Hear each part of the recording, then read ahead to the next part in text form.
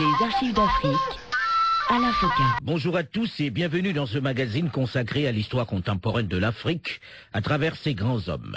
Nul n'a le droit d'effacer une page de l'histoire d'un peuple, car un peuple sans histoire est un monde sans âme. La position de l'OIA est à la fois claire et simple. Nous soutenons entièrement la lutte du peuple africain, de la majorité du peuple de la Rhodésie du Sud. Et nous ferons tout ce qui dépend de nous. Et cela ne doit être un secret pour personne. Nous sommes engagés et engagés sans réticence, engagés sans réserve, à faire en sorte que le pouvoir à Rhodésie du Sud, comme dans le reste du continent africain, revienne à la majorité du peuple.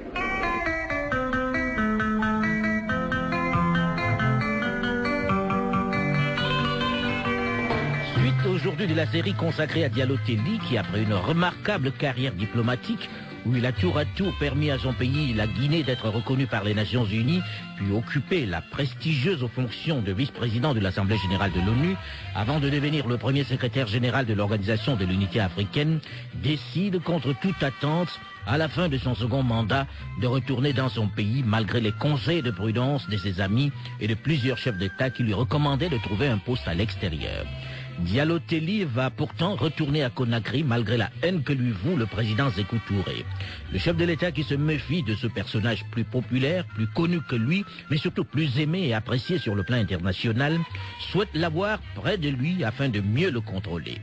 Diallo Telli semble le seul véritablement capable de menacer son pouvoir, surtout que l'opposition le sait et a déjà tenté de l'allier à sa cause.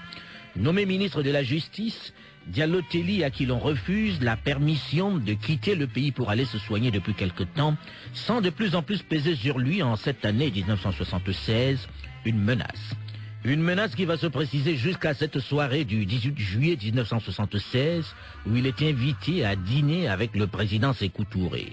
Moins d'une heure après avoir quitté le chef de l'État guinéen, les forces de sécurité débarquent à son domicile pour l'embarquer. Il est enfermé au camp Boao. Il n'a même pas le temps de raconter ce qui s'est dit avec le président à son épouse. Quelques jours après cette arrestation, le président Sékou Touré reparle de complot visant à l'assassiner. Mais cette fois-ci, et c'est la nouveauté, les auteurs, les âmes damnées, pour reprendre son expression, n'appartiennent pas à une catégorie socio-professionnelle. Ce ne sont ni des officiers, ni des commerçants, ni des hommes politiques. Cette fois, il s'agit de toute une ethnie. Les Peuls qui représentent 40% de la population guinéenne. Face à la classe peuple, il y a la classe anti-peuple, qui entretient des rapports antagoniques avec les masses laborieuses. La classe anti-peuple comprend également tous les individus qui vivent de l'exploitation illicite d'autrui, exploitation basée sur le mensonge. Cette classe comprend les individus qui sont engagés, comme l'affirme le Saint-Coran, dans la voie du mal, celle ouverte par Shaitan, et qui conduit forcément à l'enfer, c'est-à-dire la voie descendante. La clique des trafiquants, des affameurs du peuple, des bureaucrates malhonnêtes et des individus qui trichent avec la révolution et compromettent le bien-être des masses populaires en s'enrichissant de manière illicite, mérite d'être combattu jusqu'à la reconversion des individus à la morale de la révolution. Dans un discours plein de haine et d'injures, Sékou Touré lance le 22 août 1976 un appel au génocide demandant carrément au peuple guinéen d'exterminer les Peuls. Parce que ceux-ci sont non seulement des étrangers, mais ils sont coupables d'orgueil, de racisme et de trahison. Petit assortiment de ce discours du président Sékou Touré. À la naissance du Parti démocratique de Guinée, PDG, le Fouta était menacé tragiquement, menacé de nombreux travers sociaux. Nous avions visité cette province guinéenne de long en large et nous nous étions aperçus que l'alcoolisme menaçait réellement la population du Fouta, y compris les marabouts qui remplissaient leurs bouilloires de bière ou de vin. Ne parlons pas des jeunes et encore moins des intellectuels. Consommer l'alcool était devenu alors le critère de l'évolution. C'est le Parti démocratique de Guinée qui a mis fin à ce mal, qui l'a dénoncé sans pitié. C'est également le Parti démocratique de Guinée qui, sans arriver à la détruire, a beaucoup atténué la débauche dans le Fouta. C'est le Parti démocratique de Guinée qui a dénoncé le vol, devenu alors chose courante. À Conakry, à cette époque, lorsque 10 voleurs se trouvaient devant un commissaire ou devant un tribunal, l'on comptait au moins 8 ressortissants de la moyenne Guinée. C'est un fait vécu. Et vous pouvez consulter la statistique des condamnés pour vol. Du temps de la colonisation, ils avaient démissionné du camp de la lutte, car ils se comptaient au bout des doigts. Les Peuls, jeunes ou vieux intellectuels, qui militaient ardemment dans les rangs du Parti démocratique de Guinée. Et très souvent, ceux qui venaient au parti étaient bannis de leur famille, isolés de leurs collègues originaires du Fouta, parce que considérés comme étant à la remorque des étrangers. L'étranger, c'était le Soussou, le Malinké, le Forestier, les camarades des autres régions de la Guinée, tandis que l'on faisait très bon ménage avec le colonisateur. L'on s'encoquinait avec le colon blanc et l'on se prostituait avec lui. Ce discours annonce une violente purge au sein de la population Peul de Guinée. Une majorité de cadres et même des ministres de cette ethnie sont arrêtés. Le docteur Barry Alpha Omar, ministre du domaine des échanges, Dramé Alioune du plan et des statistiques. Diallo Telli est présenté comme le cerveau de The Complot Peul. Un jeune milicien de 14 ans, instruit par les forces de sécurité, a été arrêté perché sur un arbre, avec une arme à la main, à proximité de l'Institut Polytechnique de Conakry, où Sékou Touré effectue une visite. On lui a fait lire un témoignage où il affirme qu'il a reçu pour instruction de tirer sur le président Sékou Touré le 13 mai 1976. Aussitôt, un commandant, Soribari, est arrêté avec plusieurs miliciens pour négligence dans la protection du président de la République. Mais pour le chef de l'État, ce jeune Lamarana Diallo n'est qu'un comparse. Il n'est qu'une première pièce à conviction du complot Peul. Les âmes damnées, selon son expression, sont ailleurs. Il s'agit d'éléments camouflés dans les rangs de la Révolution, et parfois même jusqu'au sommet du parti et de l'État. Tous ceux qui sont arrêtés sont Peul. C'est donc quelques jours plus tard qu'intervient l'arrestation de Diallo Telli. Au camp Boiro, Diallo Telli est déshabillé et jeté tout nu dans la cellule numéro 54. Même traitement pour son collègue ministre Dramé Alioune qui occupe la cellule numéro 52. Et le docteur Barry Alpha Omar qui est à la 49. La 50 est occupée par le capitaine Kouyaté, l'ex-aide de camp de Sékou Touré. Diallo Telli et ses compagnons d'infortune sont extraits nuitamment de leur cellule pour être torturés. Une commission spéciale est chargée de les faire parler. Soumis à des interrogatoires intensifs, ponctués de passages à la cabine technique, autrement dit à la salle de torture, à l'électricité notamment, pour le convaincre plus rapidement de lire les aveux qui lui sont proposés. Diallo Telli résiste quelque temps. Il faut dire que le prisonnier est totalement isolé. Tierno Diallo Telli, où étiez-vous lorsque votre père a été arrêté? Est-ce que vous avez pu le voir pendant qu'il était au camp Boiro? Je suis rentré de Moscou 2 semaines avant. Je suis arrivé le 25 juin. Il a été arrêté le 18 juillet. J'étais étudiant en littérature à Moscou. Êtes-vous reparti à Moscou ou bien vous êtes resté sur place à son arrestation? Non, la direction des étudiants à l'étranger m'a signifié quelques jours avant la fin des vacances que mon passeport était confisqué. Et j'avais déjà été envoyé au camp Boiro avec ma mère 1 semaine après son arrestation. Donc il n'était plus question de sortir. Ah, donc là s'arrêtent vos études parce que votre père a été arrêté et enfermé au camp Boiro. Oui, mais ça c'était typique en Guinée. Quand on arrêtait quelqu'un, on détruisait la famille. Les oncles, les tantes de l'arrêté, la femme, les enfants, souvent ils allaient au camp Boiro. Et ça nous est arrivé. Ma mère et moi avons été enfermés au camp Boiro et mon frère au camp de la milice. Le prétexte apparemment, nous l'avons appris 20 ans après, c'était parce qu'il refusait de coopérer.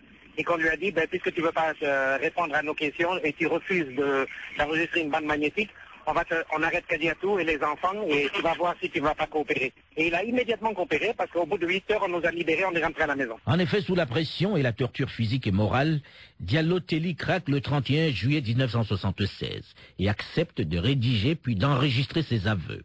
Ses confessions sont gardées pendant quelques jours au frais, puisque pendant les jours suivants, au Palais du Peuple, les militants écoutent plutôt ceux d'autres prisonniers moins importants, des hauts fonctionnaires et des militaires. Souleymane Sissavané reconnaît avoir reçu en 1972 de l'argent des services gouvernementaux français. Un autre accusé affirme que leur mouvement est financé par des organismes et industriels français et met en cause l'attitude floue de Paris. Il évoque également la complicité du Sénégal, de la Côte d'Ivoire, de l'Allemagne fédérale. Pour l'action militaire intérieure, les cadres militaires acquis au mouvement, profitant d'une occasion propice, devaient arrêter les membres du comité central et du gouvernement, les chefs militaires non acquis au mouvement et tout cadre qui tenterait de s'opposer au fait accompli. En même temps, ils occuperaient tous les points stratégiques. Quant au soutien populaire, il devait se manifester dès l'annonce du coup de force. Son rôle consiste à donner la couverture psychologique à l'action militaire et à écarter toute résistance éventuelle des éléments militaires, paramilitaires ou civils. Ce soutien devait prendre la forme de mouvements de masse dans les rues et sur les places publiques, la formation de comités de vigilance et d'appel à la population mettant l'accent sur la liberté retrouvée et la réconciliation nationale. Enfin, s'agissant du soutien extérieur, il devait prendre la forme d'une intervention militaire aérienne et navale pour appuyer l'insurrection intérieure. Elle devait venir du Sénégal et de la Côte d'Ivoire sous forme de démonstration de force, respectant les objectifs du mouvement, en particulier celui de ne pas verser le sang pour faciliter et hâter la réconciliation nationale. André Lévin, vous étiez ambassadeur de France en Guinée à ce moment-là. Comment cela se passe exactement? Ils ont été diffusés en fait en 2 fois. La première fois par la radio, mais aussi au cours d'une séance publique au Palais du Peuple, donc devant quelques milliers de militantes et de militants. On avait du mal à reconnaître la voix de Diallo-Telli. C'était 15 jours après son arrestation à peine. Enfin, il avait déjà visiblement terriblement souffert et sa voix était sourde et il avait du mal à s'exprimer. Donc c'était tout à fait poignant. Et après sa déposition, sa confession, Sékou Touré a pris la parole pour dire, vous venez d'entendre le témoignage de l'ingrat. C'était pour lui, Diallo-Telli, c'était un ingrat. Il n'a pas remercié, il ne m'a pas remercié, il n'a pas remercié le peuple guinéen pour les honneurs qui lui ont été faits. Et les postes, donc. Et Sékou Touré a dit, il va falloir le réinterroger, il n'a pas tout dit.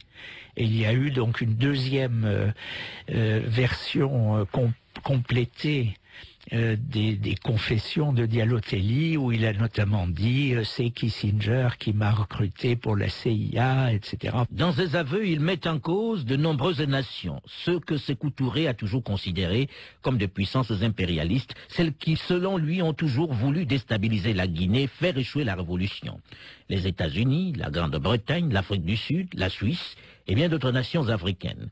Mais la France est celle qu'il soupçonne fortement d'être le soutien réel de ce complot.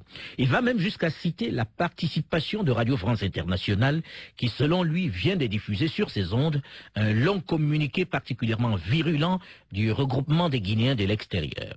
Et vous-même, André Lévin, vous êtes mis en cause dans ces confessions. On accuse l'ambassadeur de France que vous êtes de soutien à un complot contre la Révolution. J'ai demandé immédiatement un rendez-vous à Sékou Touré, que j'ai eu assez rapidement. Et Sékou Touré m'a dit, c'est vrai, votre nom a été prononcé par certains des inculpés, mais je me demande si on n'a pas normalisé trop tôt avec la France, il aurait peut-être fallu attendre, mais m'a-t-il dit, vous partirez d'ici la tête haute. Et je lui ai dit, Monsieur le Président, je ne veux partir d'ici ni la tête haute, ni autrement, il faut éclaircir ce malentendu et dites-moi de quoi on m'accuse ou on accuse la France. Et il m'a dit, il paraît que Jacques Chirac, le Premier ministre, a reçu des exilés, des opposants guinéens, des anti-guinéens. J'ai dit, je vais vérifier.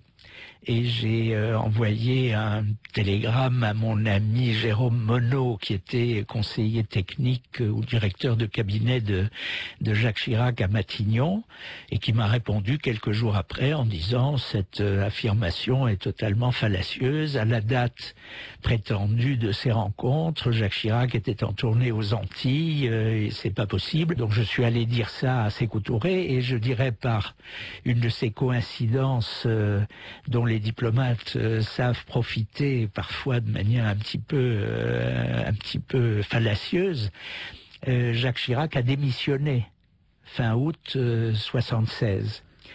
Et la nouvelle venait de tomber lorsque je suis allé voir Sékou Touré, et lui était convaincu que c'est parce que Giscard avait demandé à Jacques Chirac de démissionner parce que Jacques Chirac néo-gaulliste, n'aimait pas Sékou Touré. Alors je me suis bien gardé de détromper Sékou Touré, bien entendu, mais quand j'ai raconté cette histoire à Jacques Chirac, il a ri aux éclats quelques années plus tard. Tierno Diallo Telli, lorsque vous avez écouté les aveux de votre père à la radio, qu'est-ce que cela vous a fait? Vous vous êtes dit qu'il avait effectivement trahi la révolution? On a éclaté de rire quand on a entendu la bande la première fois, malgré le dramatique de la situation, parce qu'il a truffé sa soi-disant déclaration d'erreur grossière. Justement, monsieur André Lévin, ces aveux étaient parfois un peu troublants, non? Est-ce que vous n'avez pas été un peu perturbé par certains détails? Ils sont quelquefois totalement invraisemblables, mais il y a presque toujours quand même des éléments, mais ils sont contournés de telle manière que ça semble former un tout logique. Et je dois dire, j'étais tellement impressionné. Cela veut dire que vous avez cru à certains éléments de ces aveux? Non, je n'y croyais évidemment pas. Mais je crois qu'il y avait un certain nombre de gens extrêmement habiles qui connaissaient des détails de la vie des uns et des autres, et en particulier dans le comité révolutionnaire, Ismaël Touré était certainement un de ceux qui, avec en plus des jalousies et des ambitions personnelles, voulait se venger d'un certain nombre de gens. Une question revient souvent sur le rôle joué par la France auprès de Diallo Telli. Est-ce qu'à un moment, la France n'a pas vraiment pris contact avec Diallo Telli pour remplacer Sékou Touré qui n'était pas très arrangeant? Après tout, il avait le profil qui convenait, il était francophile. Compte tenu du temps qui nous reste, je préfère que vous nous apportiez une réponse à cette question dans la prochaine édition d'Archives d'Afrique, puisque nous arrivons au terme du temps qui nous est imparti. Nous évoquerons également la suite de l'histoire singulière de ce personnage qui va polariser l'attention des Guinéens pendant ce mois d'août 1976. Nous serons évidemment toujours en compagnie de son épouse et de son fils aîné Tierno Diallo Telli. Rendez-vous donc la semaine prochaine, même heure, même fréquence, pour la suite et la fin de cette série.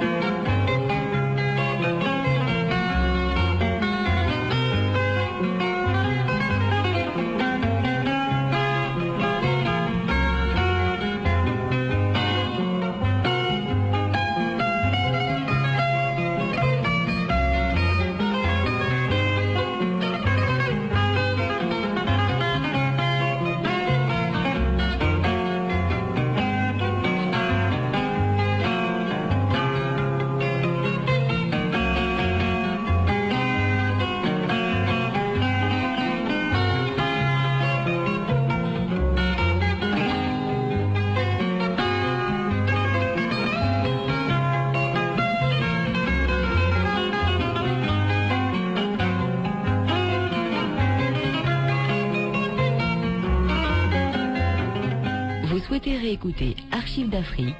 Rendez-vous sur notre site internet rfi.fr.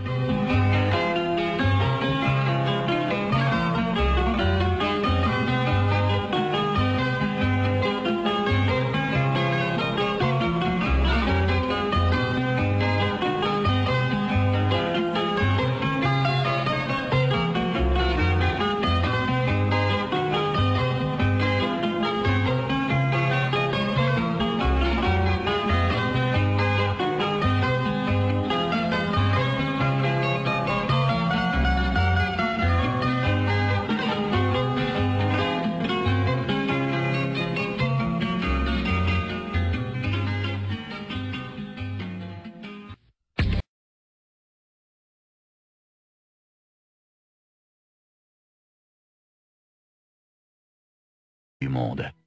Les Archives d'Afrique, Alain Foka. Bonjour à tous et bienvenue si vous nous rejoignez seulement maintenant dans la dernière partie de cette série consacrée à Diallo Telli, le premier secrétaire général de l'Organisation de l'Unité africaine, l'OUA. Nul n'a le droit d'effacer une page de l'histoire d'un peuple, car un peuple sans histoire est un monde sans âme. L'empereur Ali Sélassié invite M. Diallo Telli à monter à la tribune pendant que le vice-président demande à l'Assemblée d'écouter la prestation de serment du secrétaire général. Moi, Diallo Telli Boubacar, je jure solennellement d'exercer en toute loyauté, discrétion et conscience les fonctions qui m'ont été confiées en qualité de secrétaire général administratif de l'Organisation de l'Unité africaine.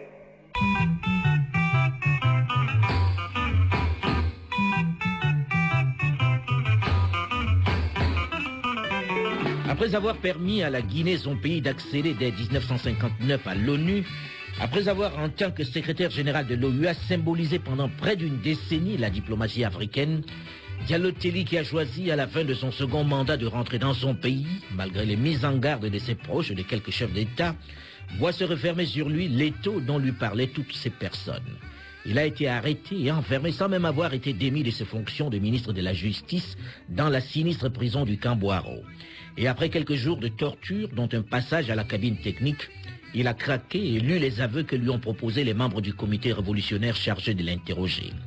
Même si ces aveux, diffusés sur la puissante et très écoutée Radio Nationale, comportent de nombreuses incohérences, ils sont suffisants pour corroborer, pour confirmer le fameux complot Peul dont parle le président Sékou Touré.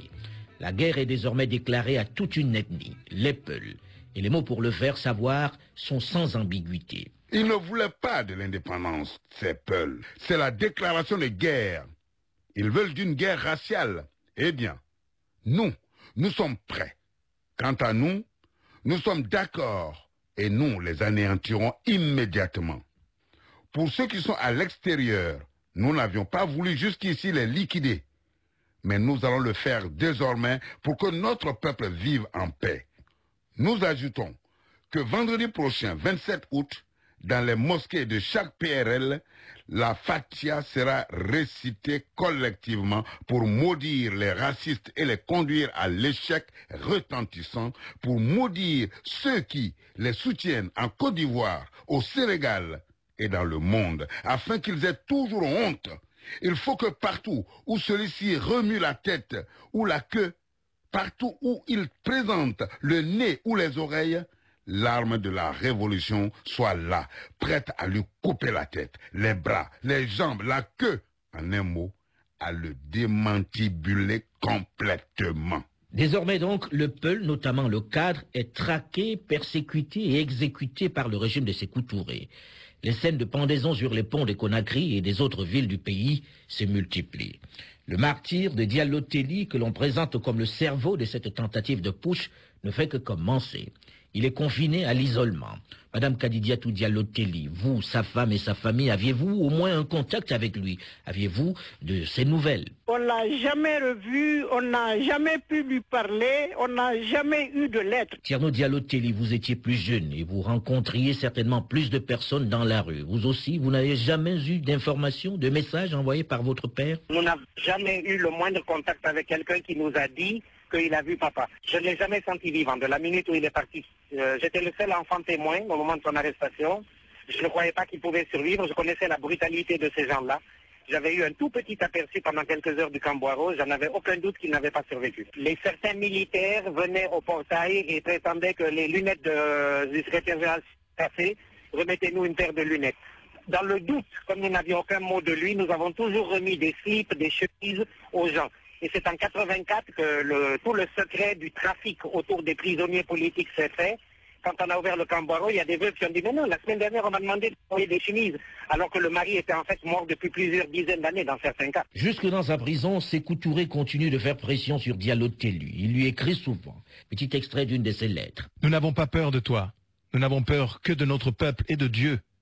Nous pouvions te faire arrêter à l'aube de notre indépendance. Nous ne l'avons pas encore fait malgré ton comportement anti-peuple. Nous pensions qu'il nous appartenait de te donner la chance de te racheter aux yeux de notre peuple et de sa glorieuse histoire. Jusqu'ici, nous continuons à penser que rien n'est perdu pour toi, car si ton apport au parti a été jugé très insuffisant depuis notre indépendance, là où tu es aujourd'hui, tu peux faire des livres pour rendre service à ce parti qui t'a grandi. L'idéologie de notre parti n'étant pas une idéologie figée, nous te demandons de nous préciser exactement le rôle que tu pourrais jouer pour notre pays, largement ouvert sur le reste du monde. En vantant tes mérites créés de toutes pièces, la presse réactionnaire compromet la visite que le nouveau président de la République française a accepté de rendre à notre peuple. Désormais, ton sort est lié à ta sincérité pour le parti État de Guinée. En pensant que pour une fois tu sauras te mettre aux côtés de notre peuple, nous te rappelons que tu es encore utile à ta famille. Prêt à la révolution. Diallo Telli, qui trouve désormais son réconfort dans l'islam, ne se fait aucune illusion sur son sort. Et c'est donc sans détour qu'il répond aux lettres du président Sékou Touré. Petit extrait d'une de ses lettres. L'histoire nous a montré que tous les régimes dont l'assise repose sur le mensonge et la force périssent par la force. Ce soulèvement populaire qui te hante, je ne l'ai jamais souhaité pour mon pays, mais il est inévitable. Il a été obtenu de moi une déposition dans laquelle je devais être président de la République de Guinée à la suite d'un coup de force. Très sincèrement entre nous, soyons sérieux. Tu sais que j'ignore tout ce scénario. Depuis que je suis dans la cellule 54 au camp Boiro, mon seul souci est de savoir comment trouver la voie de mon créateur. Pour cela, je m'emploie à le prier pour implorer son pardon. Fin de citation. Dans sa dernière lettre du 13 janvier 1977, écrite en réponse à celle qui lui a été adressée quelques jours plus tôt par le président Sékou Touré, il termine en disant « Je crois que pour des raisons qui te sont personnelles et que je ne veux pas évoquer ici, tu vas épargner à nos familles l'horreur de notre mort publique par pendaison ou fusillade. Mais je t'ai découvert à Boiro et tout laisse penser que mes jours sont désormais comptés. Depuis, je suis à cheval entre ce monde régi par ton humeur et celui où Allah, notre créateur commun, nous attend tous les deux. Étant musulman pratiquant, je ne me suiciderai pas. Je répondrai à l'appel d'Allah par mes sommaires prières. Le moment venu, je te demande de faire vérifier si mon comportement a bien été celui que je dis. Vive la justice et la liberté. » Un mois après cette dernière lettre, le 12 février 1977, en milieu d'après-midi, alors que les prisonniers vaquent à leur corvée traditionnelle, ils entendent un signal qui annonce traditionnellement des moments difficiles. Barrage, barrage, barrage. Ceci signifie que tous les prisonniers doivent regagner immédiatement leurs cellules et qu'elles doivent être désormais hermétiquement fermées. L'adjudant-chef Mamadou Fofana fait vider de leurs modestes affaires personnelles les cellules du docteur Alpha Oumar Bari, Si Savané Souleymane, Diallo Telli et le capitaine Lamine Kouyaté. La lettre D, signifiant diète noire, est tracée sur leurs portes, ce qui signifie qu'en fait, ils sont condamnés à ne recevoir ni nourriture, ni eau, ni soins, jusqu'à ce que mort s'en suive. Un supplice lorsque l'on sait que dans la journée, en Guinée, à Conakry, la température dépasse parfois 46 degrés. 4 jours après, la diète noire est interrompue pour Si Savané qui est remplacé dans sa cellule par Alioune Dramé. Diallo Telli, quant à lui, voit son supplice aggravé puisqu'il est transféré à la cellule 52. Fadama, le chef de poste central, estime que le bas de porte de la cellule 54, rongé par la rouille, laisse passer l'air. Et quelqu'un pourrait y glisser de la nourriture ou de l'eau. Le 1er mars 1977, au petit matin, Diallo Telli décède de suite de la diète noire. Siaka Touré, le chef de camp, informé, rend immédiatement compte au président Sékou Touré. Porto Salva Abdoulaye Diallo, vous étiez prisonnier dans ce fameux camp Boiro à cette date-là. Et même si vous étiez tous enfermés, vous voyiez et saviez, grâce aux guetteurs et même à certains de vos gardes, ce qui s'y passait.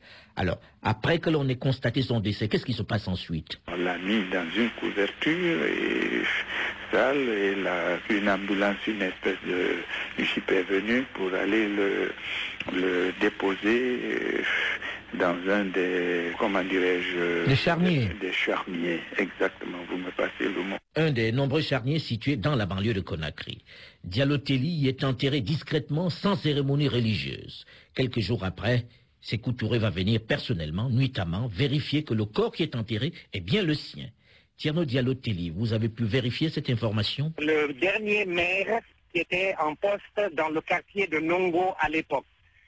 L'association des enfants des victimes du camp Boiro l'a enregistré sur film, nous racontant comment Sékou Touré est passé le chercher dans la nuit du 1er mars 1977 en lui disant « Accompagne-moi ».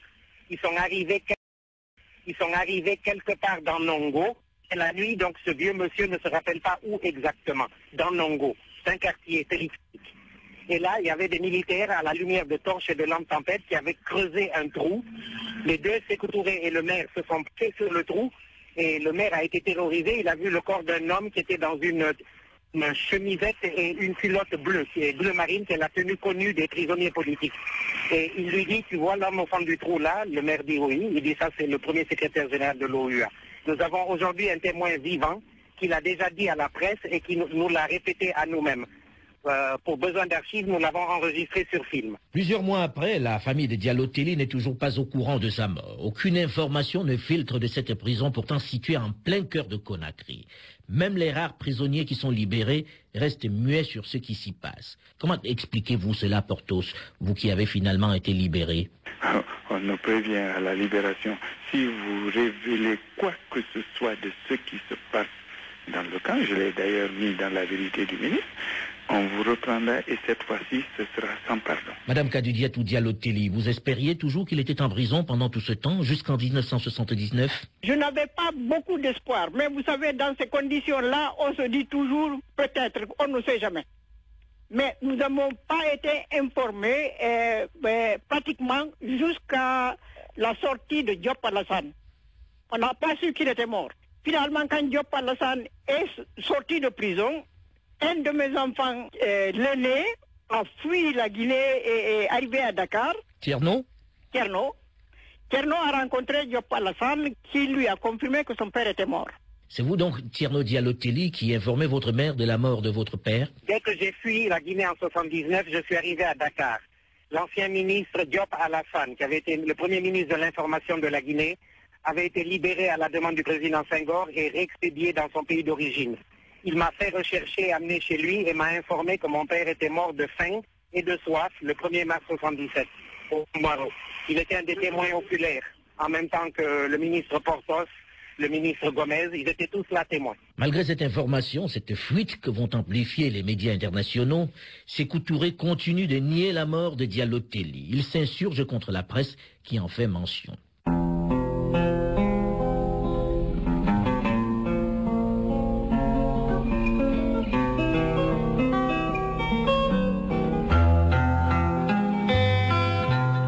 Lundi 26 mars 1984, moins de 7 ans après la mort de Diallo Telli, la radio nationale guinéenne annonce la mort de Sékou Touré, de suite d'un accident cardiaque. Quelques instants après cette annonce, l'une des premières décisions prises par le régime du colonel Lansana Conté qui prend le pouvoir est l'ouverture du sinistre camp Boiro et la libération des détenus encore vivants. Il demande la réhabilitation des victimes et la restitution de leurs biens.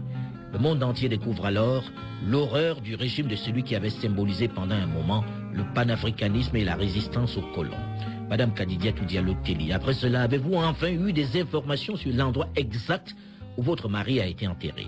Nous avons entendu dire qu'il est enterré au cimetière de Nongo, dans la banlieue de Conakry. Nous n'avons jamais vu de tombe. Nous n'avons jamais eu une information sûre. On n'est même pas sûr qu'il est à Nongo. Nous avons demandé un certificat de décès. Jusqu'à ce jour, encore, on le demande et on ne l'a pas obtenu. Madame Kadidiatou Diallo Telli, je sais que vous vivez au Canada, mais êtes-vous souvent retournée en Guinée? Vous savez, j'ai la nationalité canadienne. J'étais à Conakry et l'ambassade du Canada m'a envoyé une commission discrète pour me demander de partir du pays. J'avais créé la fondation Diallo Telli et j'étais en train de mener cette fondation. Je pense que c'était un peu dérangeant pour le pouvoir et pour certains partis politiques. J'étais vraiment menacé et les Canadiens m'ont demandé de partir parce que la recherche des charniers, j'avais trouvé le charnier de Nongo, les 2 charniers à Kindia. Je commençais à être gênante et les Canadiens ont eu des informations qui les ont amenés à me demander de partir. J'ai donc quitté, ça fait près de 6 ans maintenant que je ne suis pas reparti à Conakry. On me dit que les choses évoluent.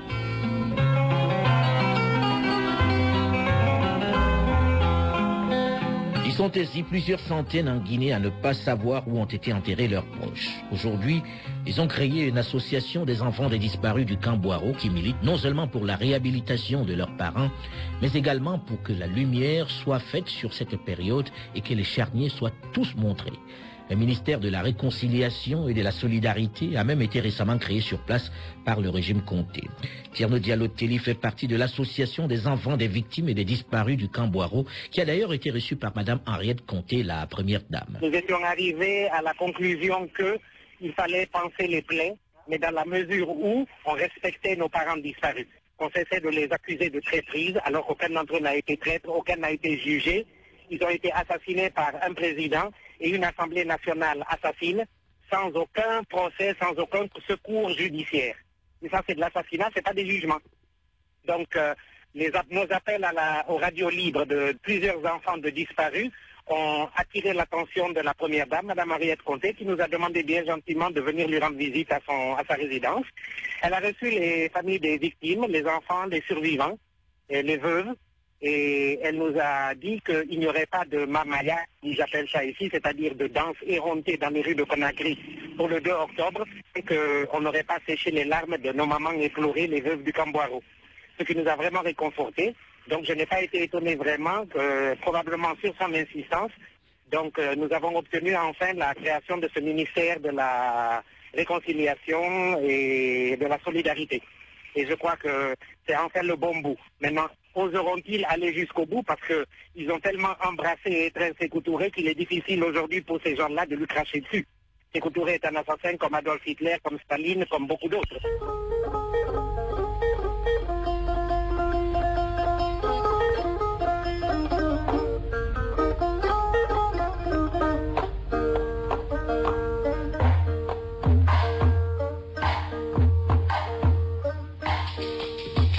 Celui qui veut tuer son adversaire se demande si ce n'est pas la meilleure façon de l'éterniser.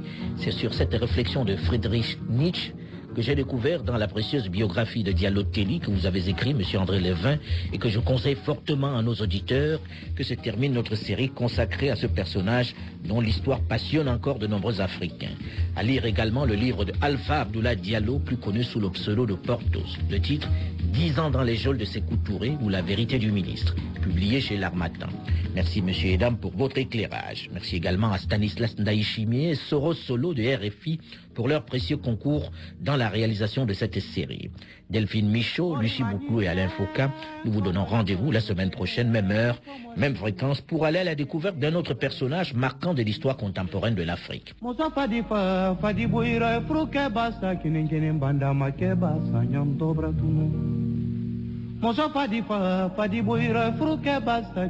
banda make basta nyam dobra tunu finzamba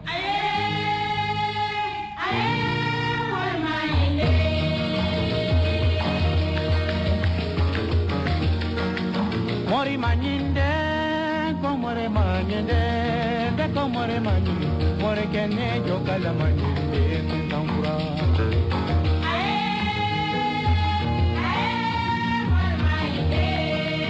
mori manyinde komore manyinde de komore manyinde more kene jokala manyinde finzambura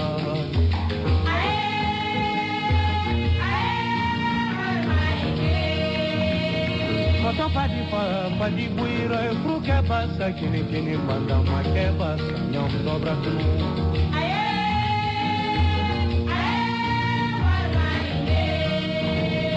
Moto padi buira fruke basa kini banda make basa nyom dobra tunu